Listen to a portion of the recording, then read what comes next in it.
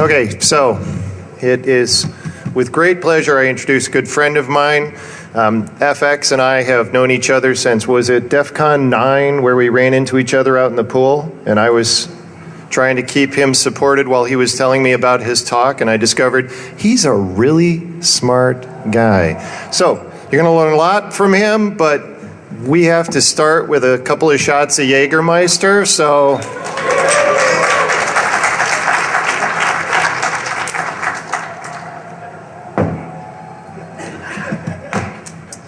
Good awesome, talk. man. Thank you. Oh yeah, bring more Jaeger. Today we're talking about safer sex online, how to get not owned by watching porn. Because the problem being the porn comes in flash files. So, just in the beginning, it's a defense talk. So, I'm not semantic, so I'm not telling you this is going to protect you 100%, because defense and security is actually just about making shit happen less often. You can't really prevent it from happening all the time. So this is what I want to talk about here. We're going to quickly go over the motivation of this work. So the five of you that probably sit there go like, Cisco and then Flash, what the fuck? This explains why. And then the Flash attack surface and who actually has issues with Flash security. And I'm getting to the tool demo pretty quickly, so you can either switch talks or then sit through the rest and see how it works. So the idea, this whole thing was actually initiated by a project from the German Federal Office for Information Security. In contrast to your NSA, our office actually also cares about the citizens and the citizen security. And that's actually their official mission partially. So they care about things like Flash and client-side security. And so we looked at a couple of rich internet application platforms, and Flash essentially turned out to suck a lot more than all the others in terms of security. And we tried to figure out how to fix that and unfuck Flash without firing everyone at Adobe. Because that just simply wasn't in our reach. Not that I would have not considered it. And then we also discovered that the traditional detection methods actually don't work too well. And I'm coming to this in the talk. And we see a shitload of new Flash exploits all the time. And we didn't want to build yet another antivirus engine, so we wanted to build something that is signature-free, that is, if the code is actually working, doesn't require any attention anymore, and not constant updating and stuff. So that is the higher theoretical goal behind this work. What type of attack surface are we looking for when we load a Flash file into a Flash player? Well, the things that usually break in software when you try to exploit it are parsers, like the piece of code that actually takes apart the protocol or file format. And now the Flash file format is actually a container format that contains vector graphics, pixel graphics, fonts, sound data, video data of all types, and virtual machine code. What can possibly go wrong? Pretty much everything. So let's say 80% of the software is parsing, and it's all written in C by people from Adobe, and hence we have a problem. So the first type of person that has problems is end users, like you get owned by surfing porn.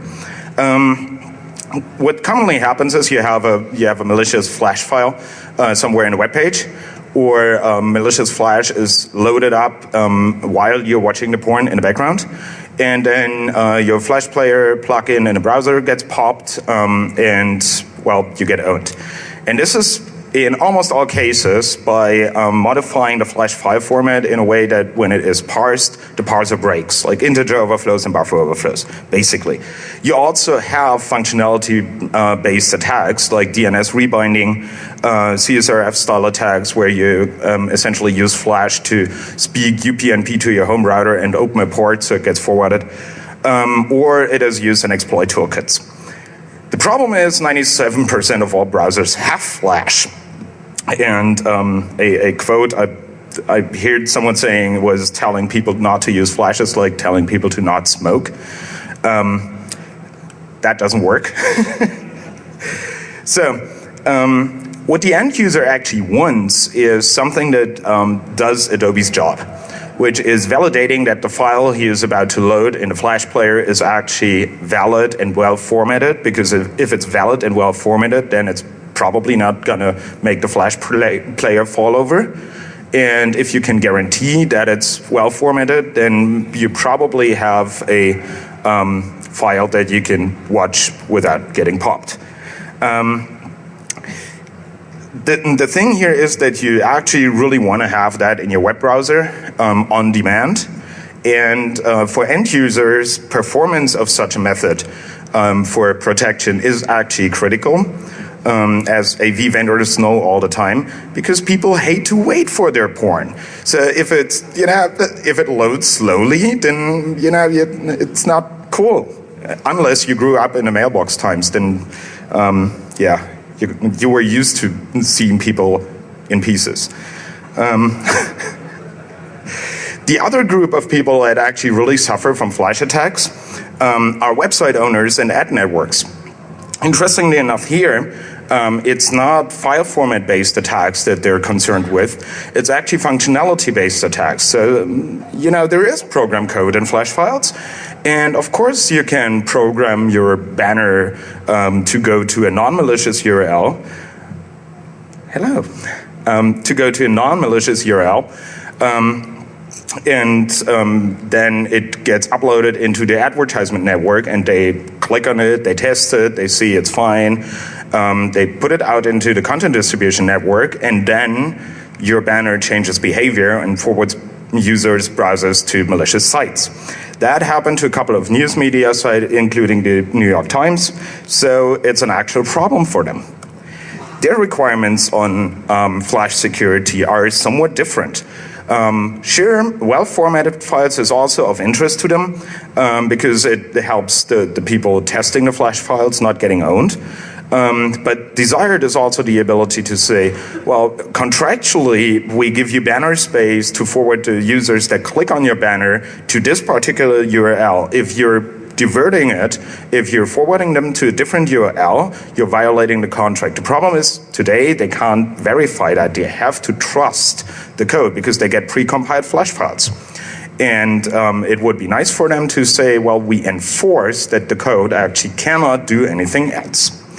That, of course, is more computational expensive, meaning you need more CPU power. But that's not a big problem for them because they will run at server side. They will actually run a verification process the moment the Flash file gets uploaded. So we have Flash provides its own security. Not. There is some configuration, right? There's very limited configuration options. Like you can turn on and off the camera. For whatever that helps you if you got owned.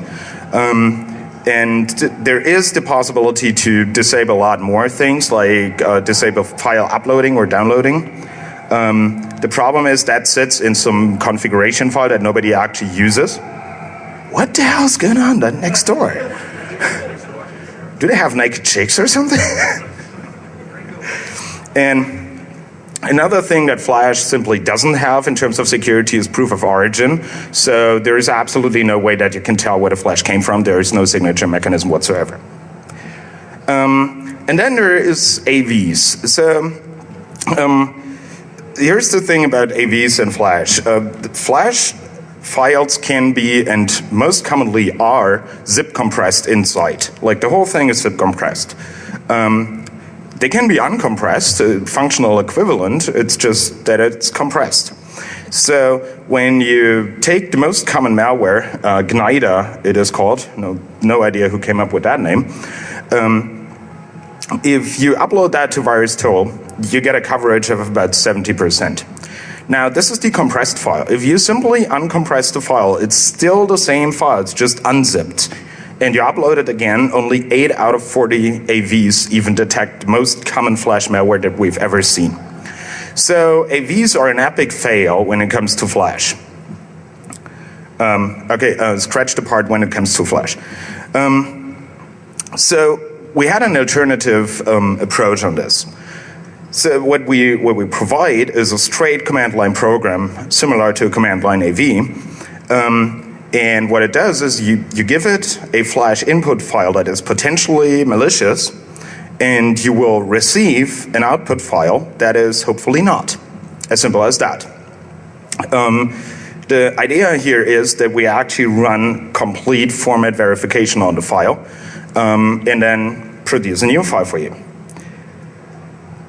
And how do you use that? Well, we figured that we first, with the release, are going to target people that are security conscious anyway. So I thought if you're surfing with the IE6, then you probably don't care about Flash security because you have other problems. But if you're surfing with Firefox and NoScript, then you're probably aware of a few of the things that happen on the internet. And so you're probably more helpful as a target customer group. Giorgio Maoni, the author of NoScript, was nice enough to build a external filter interface that I proposed to him. So you can hook up other programs. You can write your own programs now that will do filtering of specific MIME types, and then you can hook them into NoScript with no coding whatsoever. But he built it actually for us so we can integrate our Blitzableiter into this NoScript thing. It required a lot of work on his side, and it's currently up and running. If you're up on the latest version of NoScript, you already have that option and you can configure it.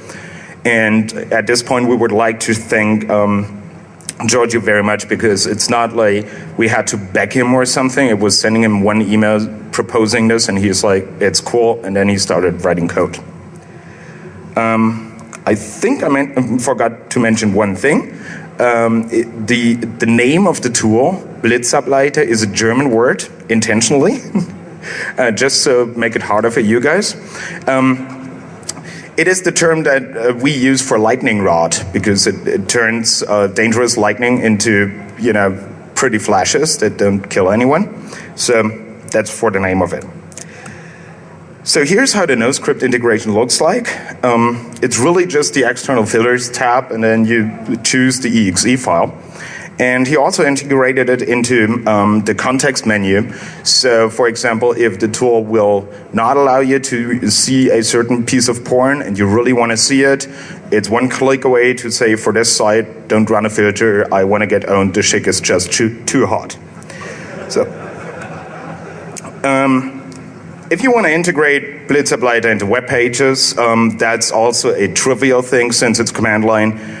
You're just running it on the web server when the upload happened and check the return value, the operating system exit value of the program.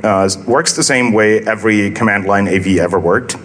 Depending on the feedback we get, we're going to set up a XML RPC or a SOAP or whatever service, so you can use Ajax or whatever to send Flash files first to us and then get the Flash files from us into your web platform. If you want to have such a service being implemented, then please contact us, drop me an email, something like that. It would be easily doable, but I'm sick of doing stuff that nobody wants to use. And it's open source. Because I don't believe in black or yellow boxes that promise to make me secure and someone else rich, because they usually only fulfill the second requirement, and that is not good. So I believe that we should actually start applying Kerckhoffs's principle from the cryptography world to the defense world, saying if you use a defense mechanism, you have to be able to verify that it actually does what you're expecting it to do. And for this, the source code is very helpful. We would also love to see integration into other pieces of software, so you're welcome to sign up and get the source ball. That's the URL, but it's going to be on the last slide anyway. And now I'm going to show you the thing in order for you to judge whether to listen to the second part of the talk or not. Now, how do we do that? Yeah, there's a window coming. So this is my very, very small version of the internet. It has a glass martini and 2 exploits. So let's first look at the glass of martini. This is what no script is supposed to do, right? Like, it prevents the shit from even executing. But if I choose to actually want to see that, it is loading Flash, and it's taking, like, on this shitty laptop netbook, it takes about like 9 seconds until I get my glass of martini. So this is, you can verify this is Flash by seeing the options that I don't see right now. Yeah, I don't have it on my screen here, so it's kind of funny.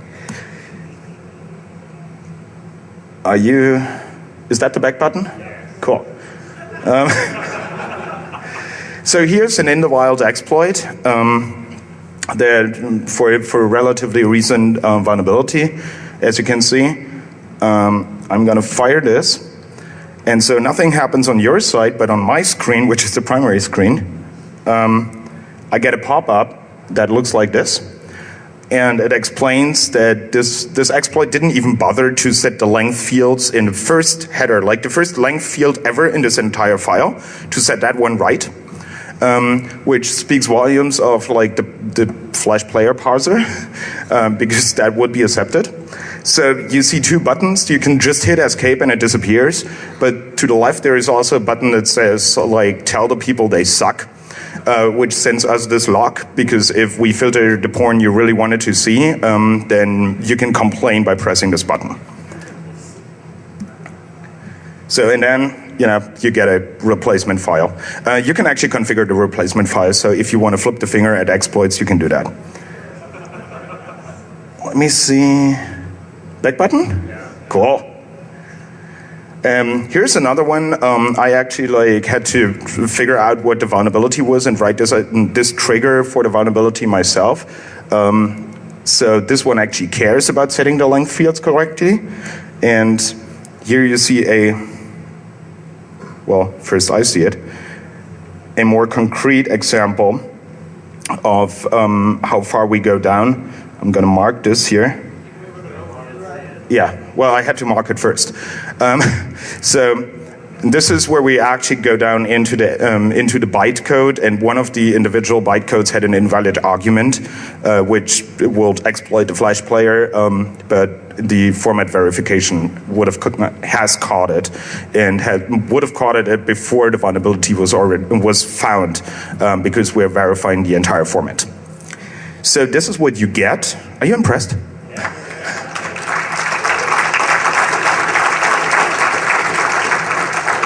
Now let's see if I can get this back to presentation mode. Awesome. Didn't work at Black Hat. So, now that you know what you get, let me explain how it works. So what is Flash in the inside, other than fucked? So, as I said, it's a container file format.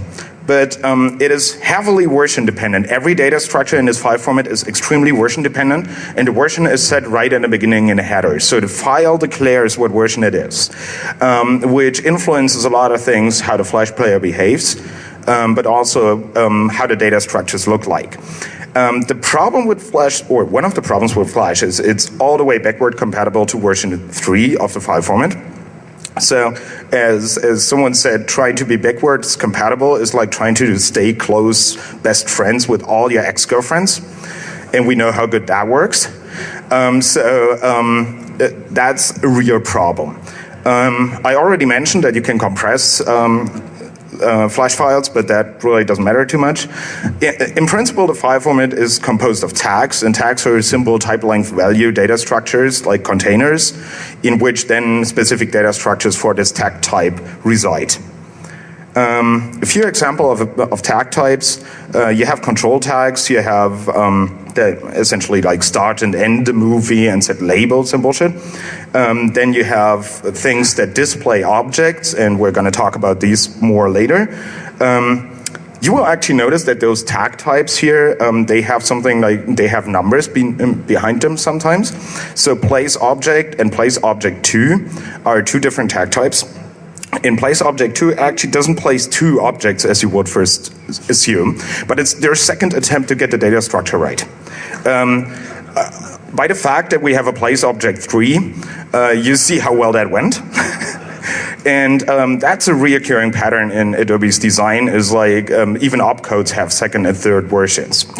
We also have bitmap data. You see there is a define bits JPEG 2 and 3.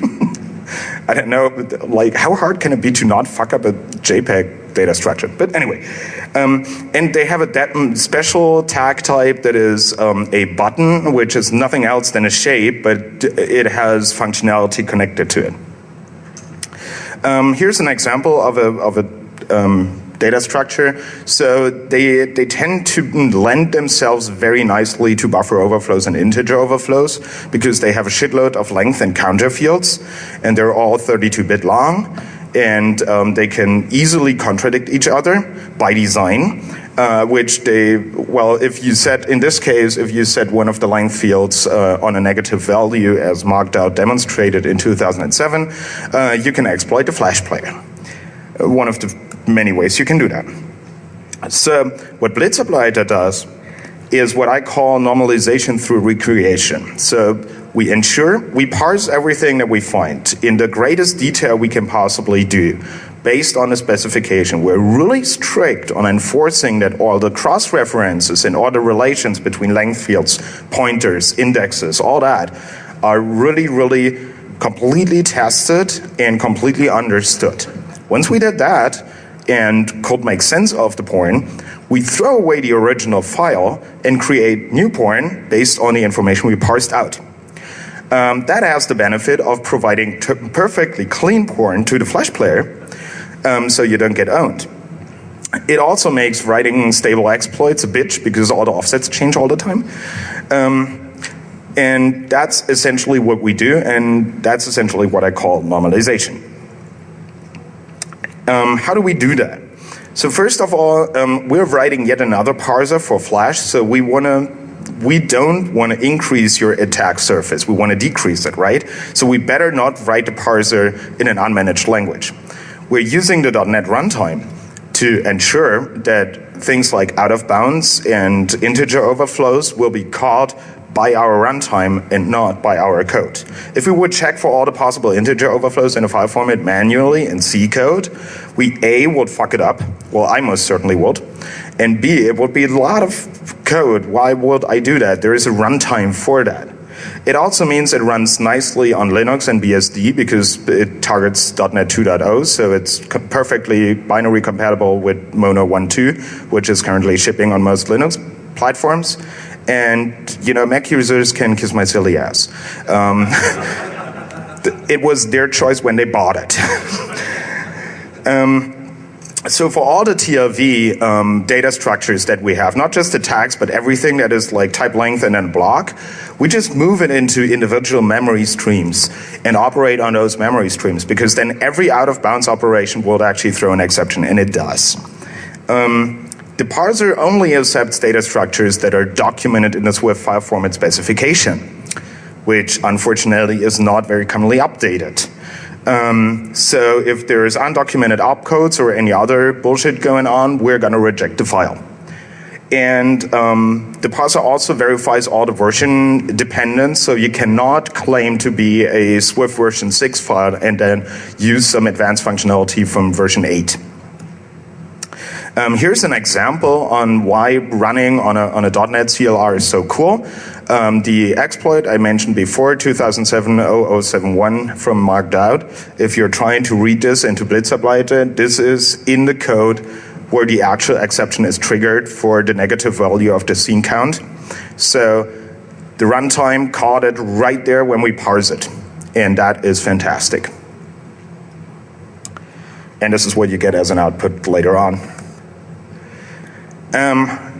Let me tell you a little bit about the Adobe virtual machines within Flash. This is fun, and also a history lesson on how to not do stuff. So the Flash player actually contains two virtual machines, completely independent two virtual machines. They're respectively called AVM1 and 2. AVM1 is a historically grown thingy that they came up with in Flash version 4. And something about like 80% of the Flash on the internet are still AVM1. AVM2 is a virtual machine for ECMA 262 JavaScript specification. But of course the VM is completely by Adobe's design, which is not necessarily good. The AVM1 is programmed in ActionScript 1 and 2. That's what most web designers use. And ActionScript 3 is what is closer to JavaScript and is not so widely used in the I call them RGB Caspers, like people that make blinking web pages. So they struggle to understand OOP.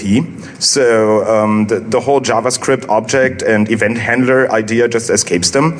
So they stay with the AVM1. That's the reason why we have so much code there. So I said it was introduced in version 4 of the Swift file format. It was already a Turing-complete stack machine with variables and stuff, but someone must have left university after the first course because all the data, and like the only data type it could do was string. So if you would add two numbers, you would actually push two strings onto the stack, and then the add instruction will try to make sense of them to a number, and then add them, and then push back a string.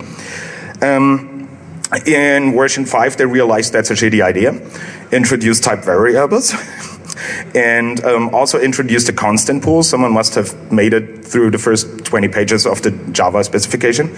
And they introduced objects and methods, which, is that good? Yeah. Which then in version 6, they discovered that objects actually need to be initialized before they run. So they introduced a tag type for that. And they actually, since they introduced versions, they now discovered that it would be cool to check they introduced types, and now it would be cool to actually check what type a variable is. So they introduced that. In version 7, then they added new functionality to their objects. For example, they discovered exceptions and typecasting and object inheritance. Version 8 never happened. I don't even want to know. And version 9 then brings in the AVM2 with a complete file format within the file format. So they have a complete new file format that is called the ABC file format that goes into one new tag type. And so you have yet another file format in the file format. And then version 10 is what we're currently watching the porn on. Now, keep in mind, this is all still supported. Back to the string editions. So where would you actually look for code within a Flash file? There's a tag type called doAction, sounds like one. There's the majority of the AVM1 code is supposed to be there. And then there's the doInitAction tag, which I said is used for the initialization of objects, but can contain pretty much any code you want. Like there's no restrictions that are put into place by the player. Then there's the buttons I already mentioned. So the define button 2 tag contains a button record 2 data structure that can carry conditional button cont actions, which is actually blobs of code. So you have a graphical element in a file format, a vector graphic element, and you attach a piece of code to it. Now, they obviously really liked this idea, then went back to their fridge with the psychedelic drugs, took some more, and specified the same behavior for shapes. So you can actually have two shapes, like a star and an asshole, and if they overlap, they clip. So clipping is when one of the shapes is not completely shown, for which you do clipping calculations. If those clipping calculations happen, the asshole can actually have code attached to it that is executed when it gets clipped. Isn't that nice? So you actually have to parse the entire vector graphics definition to get to the code that is executed when someone moves the mouse over it. Many security tools that we found and other tools actually don't parse that part of the code. They only parse the main part that is in the doAction tag. So you can totally smuggle code away. The code itself, like the AVM1 code, is variable length instructions. We all know how great those are. It has signed branch targets, 16-bit branch targets, which pose a problem. And then there's the two sickest things I've ever seen. So if you want to define a function, in every other executable format that has the notion of a function, you would have a separate area where you say, this is where I define my functions, this is what name it is, this is where it starts, this is where it ends. In AVM1, it is an instruction for the virtual machine. So functions are defined by executing them. There is an instruction that says, I'm a function, and the next like 20 bytes is code of me. And then the interpreter just like, the virtual CPU just like goes over the 20 bytes, reads them in, and then there's a new function. This, of course, can be nested, and they can be executed in line, so you define a function and it's right away executed, anonymous functions. So this is just totally off the record sick. Well, they liked it so much that they implement their try-catch finally blocks the same way. So there is an instruction that defines try-catch finally in line when executing. This is obviously has a lot of design weaknesses. So to verify code, the first thing you want to verify is it doesn't jump in the middle of an instruction. Many of you have probably seen that in x86 code being done for obfuscation. You can totally do that in Flash as well. The funny thing is you can also just jump into the tag right before you in the flat file and execute some code in your MP3 or whatever. Like hide your code in the nipples of the porn and then jump right there. In the image data, no problem. They do that. The 16-bit branch offset is also a interesting design decision. So I was wondering, when you have 16-bit signed, you can only jump over like 32K, right? Because then your bits run out. And so I was wondering what they do if you have an if statement with a large body. So I took the official Flash player development environment, latest version CS4, and made an if statement with a large body. It never complained. It produced a Flash file. It is perfectly invalid code because it jumps as far as it gets and then executes the rest of the body. The various length fields in the instruction set allow you to hide a lot of data in the tail of the instruction. And that's commonly done in Flash code obfuscation software. So, and as I said, the order of code execution is highly dependent on where the shape of the asshole currently is. So this is where Blitzableiter comes in and disassembles the whole thing and verifies a lot of things. So what we do when we disassemble it, the first thing we do is we go from byte offsets to instruction indices. So all the disassembly is an array, and if your byte offset actually doesn't resolve into an index in our array, then you're jumping somewhere you shouldn't jump to. And we are verifying the code flow stays within this code block, and we verify all kinds of crazy shit about like this function declaration bullshit, so they're not overlapping, and all of that. And down to things like our all instruction only part of exactly one function, stuff like that. We just make sure it's good. Now, once we made sure it's good, we still have that problem that, remember when I talked about the ad networks and people that receive Flash files? For them, it's not a malformed Flash file, but functionality that can be implemented in Flash AVM. So how do we actually get functional attacks to not work anymore? Now we have a nice and tidy Swift file. We could run static analysis on it, but static analysis provably will not resolve all possible cases, so it can be shown that we cannot possibly predict what the code is going to do. It's called the halting problem. Look it up. If we try to emulate it, we will run into the problem that our emulator does something and the Flash player does something. And if our emulator isn't sick enough to be Adobe compliant, then we're actually like going two different ways with the code. So that's also not a good approach.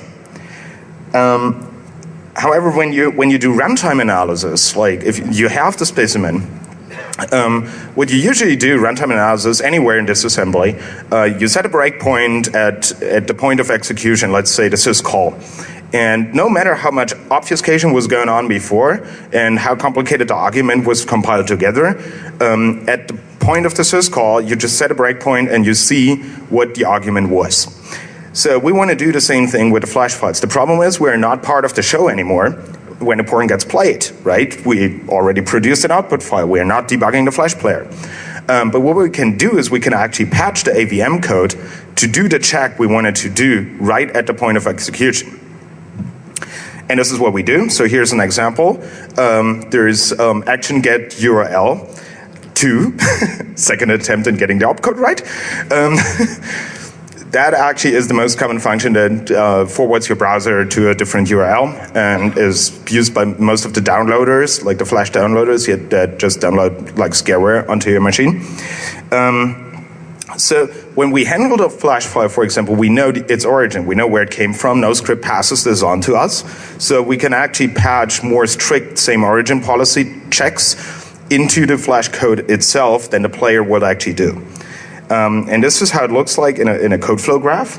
So on the left-hand side, you see a basic block graph of AVM1 code, and pretty much in the middle of it, there is a block with the ID 31, and this is where the actual execution of the action get URL happens.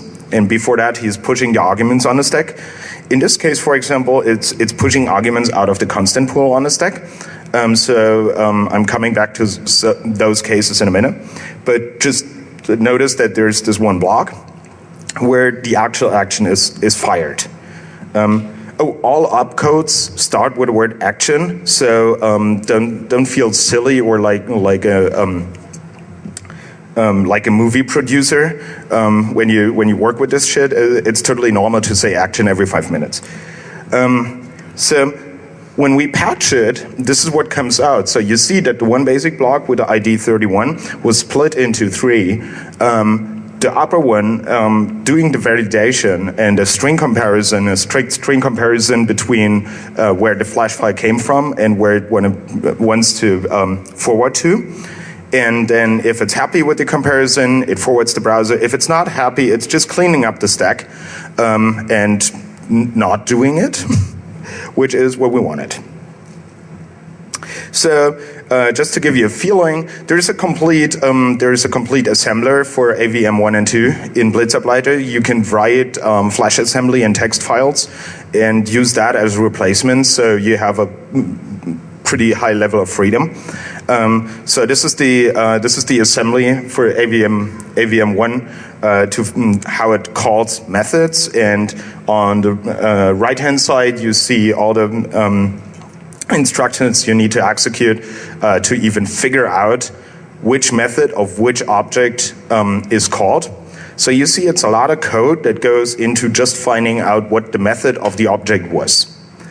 And if you actually decide to not call the method of the object, that's the amount of code that you need to clean up the stack and do stack unwinding in AVM1. So when you apply this to a piece of malware, example Gnida, you see this is the complete code of Gnida. The one to the left in blue is the original code. The one to the right is the same code, and all the red dots and places you see there, this is where we patched in additional checks automatically.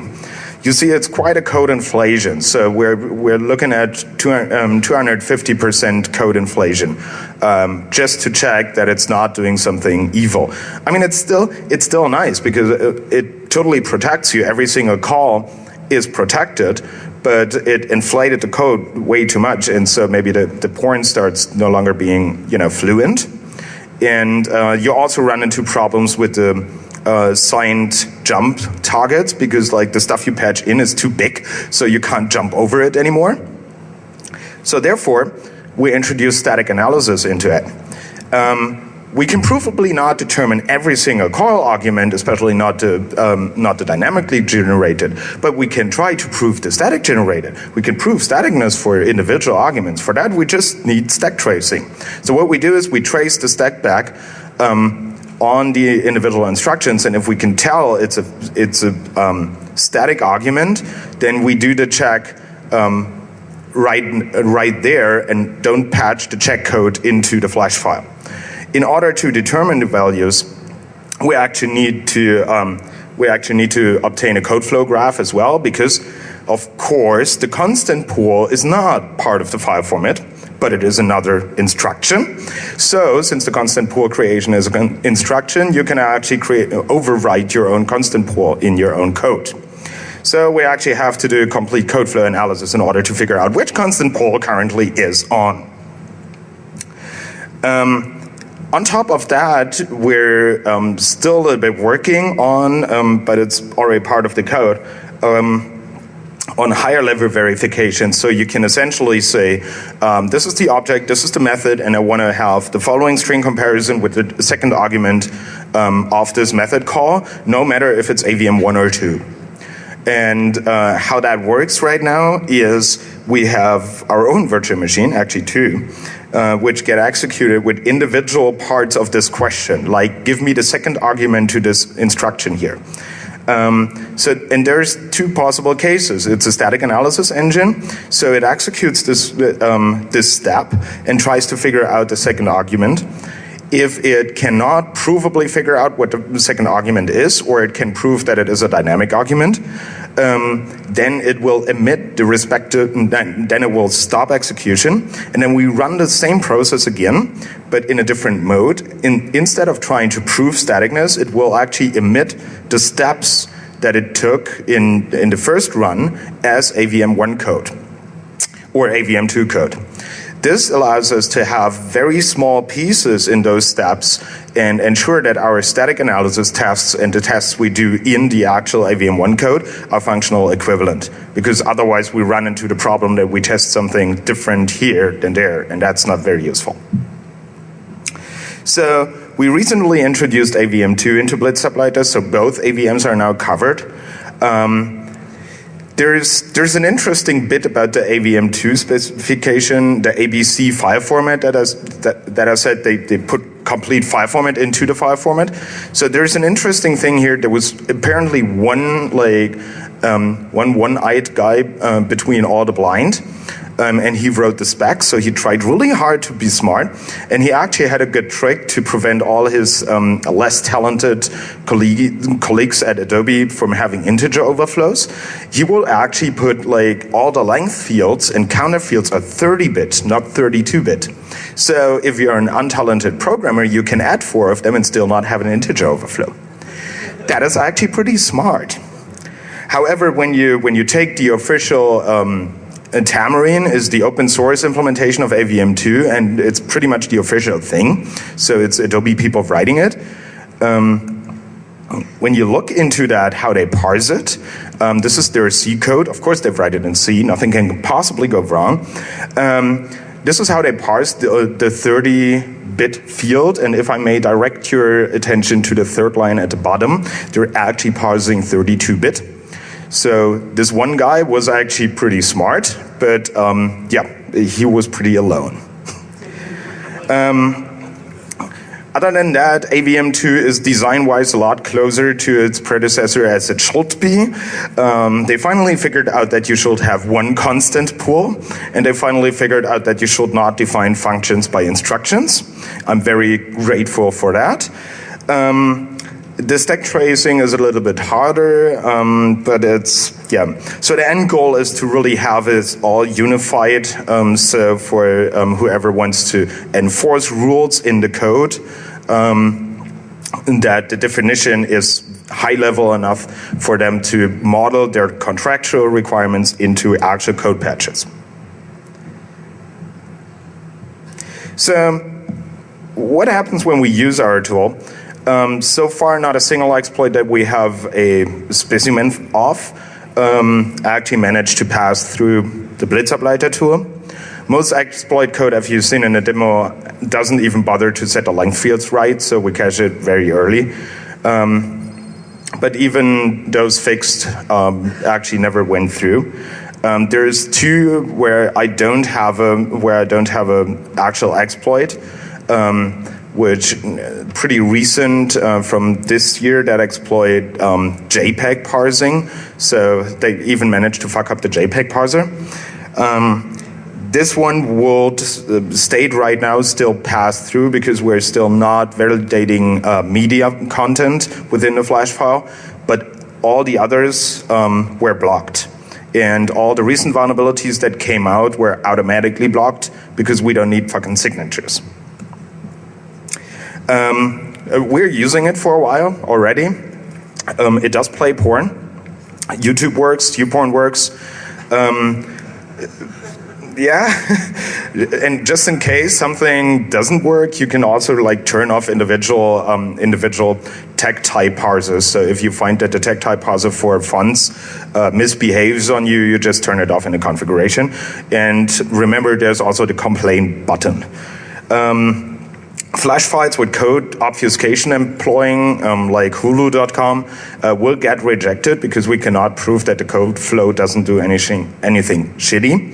And this is why you can configure exceptions in NoScript. Many third parties with generators produce plain utter bullshit, simply because the Flash player doesn't care.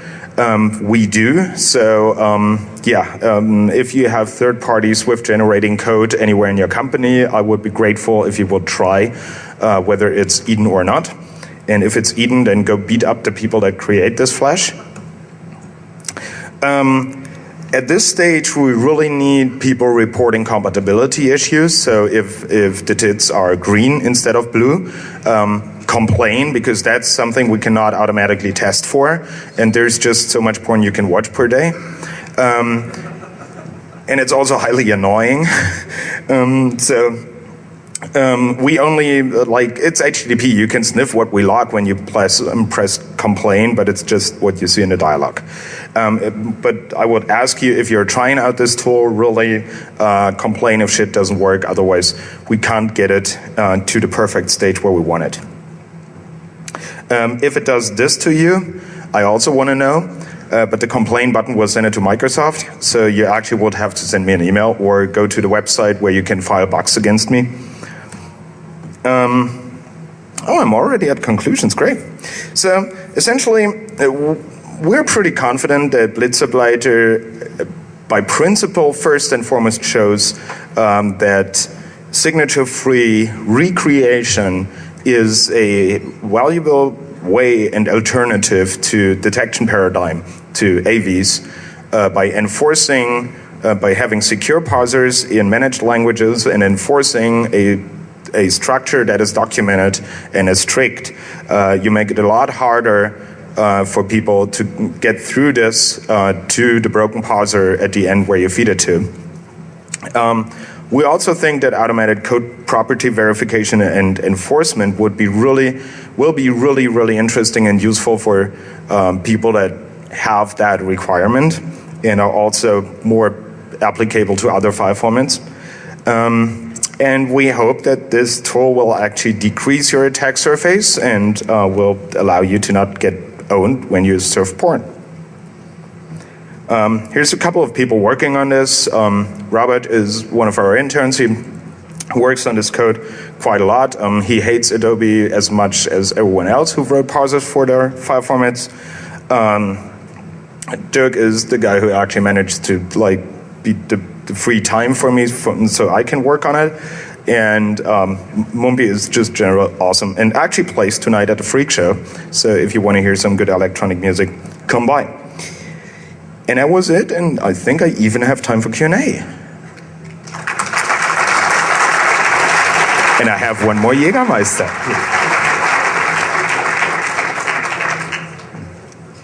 Okay, first question gets it. What's the question?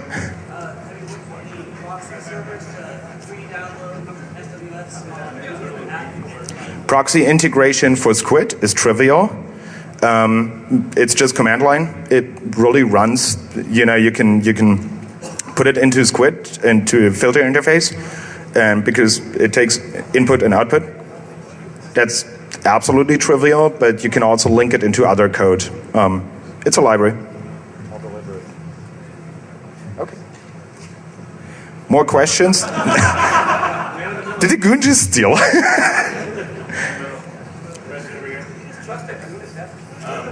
Do you plan to talk to the people behind the Flash block and all the integration of that? Flashblock is another browser plugin. Yeah, it's specifically everybody just to Black Flash. There's a lot of people that find no script just too noisy. What browser is it for? Oh, for Firefox and Mozilla. Oh, totally. Like, the point of giving this talk is I want feedback, and people that want to integrate it, that's the whole reason we make it public. And believe me, it's a shitload of code. So I would love to have anyone who wants to integrate it anywhere, even in their, I don't know, parking lot. So you think we should actively go out and seek them out? Well, I would say so, because no script is so noisy. I think only super uber security people can deal with how much you have to okay stuff. Whereas Flash Block just makes all Flash on the page just be placeholders by default, and if you want to see the Flash, you just click on it. So it's a lot more useful by normal users, so it'd be more possible for them to take advantage of this. Okay, yeah, I try it. More questions? Any Jägermeisters for me? Do you have issues with the Adobe documentation of their file format? Did we have issues with the Adobe documentation of their file format? Are you fucking kidding me? Of course we have. Dude, they have the errata for the file format specification for ABC, for AVM2, sits on a fucking Mozilla wiki without being linked to from anywhere. It requires some real Bing voodoo to actually get there. And then it contains things like, oops, those were actually indexes and not full strings. Yeah, I noticed when trying to parse it, fuckers. Yeah, so that's my biggest thing with Adobe right now. I'm trying to get them to collaborate so we can tell them where our reading from the spec and the reality goes this way. Because, for example, on Adobe's site on the DevNet for Flash, where they showcase Flash in the samples, half of the samples violate their own specification by not declaring the exception handlers they call. Does that answer your question? Do you want to go to a Q&A room? No, not really. Okay. Do we have time for one more? You have time for one more question. Do we have one more question? No? Well, just related to what you were just saying, so given that it's such a pain in the butt to get the accurate specs, do you expect to be able to maintain this long term? And we're expecting to improve the relationship with Adobe and get more specs. Okay, thank you. Let's get drunk.